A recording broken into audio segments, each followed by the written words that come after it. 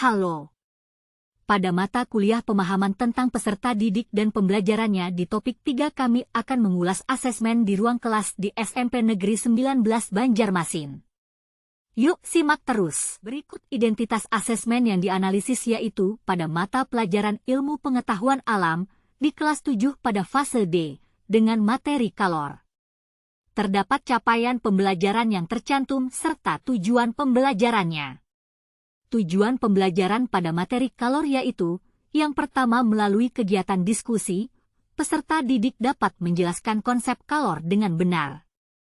Yang kedua melalui kegiatan diskusi, peserta didik dapat menganalisis grafik untuk menghitung besaran kalor terhadap perubahan wujud zat dengan tepat. Jenis asesmen dan bentuk asesmen yang digunakan yaitu berupa asesmen diagnostik, asesmen formatif, dan asesmen sumatif.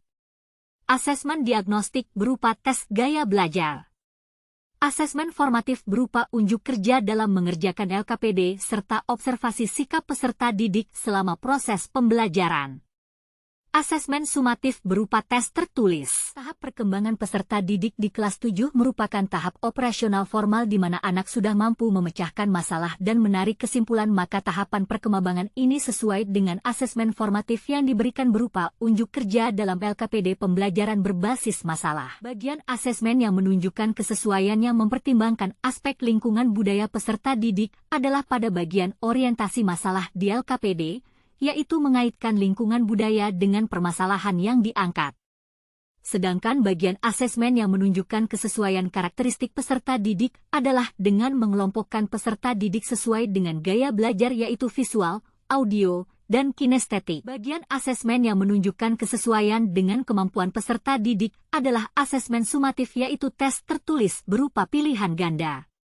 Soal disesuaikan dengan tingkat kemampuan peserta didik di mana peserta didik sudah dapat berpikir abstrak dan dapat memecahkan masalah, maka soal yang diberikan berupa soal kasus. Bagian asesmen yang menunjukkan kesesuaian bahwa peserta didik sudah memberikan umpan balik terhadap proses pembelajaran yaitu pada bagian asesmen sumatif, di mana hasil dari asesmen sumatif tersebut menjadi umpan balik dengan melihat hasil belajar yang diperoleh peserta didik untuk melihat keberhasilan proses pembelajaran. Jika saya menjadi guru di kelas tersebut, hal yang ingin saya tingkatkan untuk lebih memaksimalkan efektivitas asesmen dengan memperhatikan tahapan perkembangan peserta didik, lingkungan budaya, dan karakter peserta didik, serta kemampuan peserta didik yaitu pertama, melakukan pemetaan awal kemampuan dan kebutuhan peserta didik seperti melalui tes awal.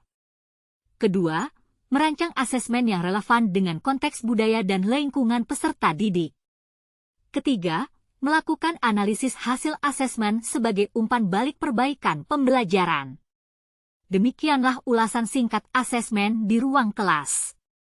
Semoga bermanfaat, sampai jumpa.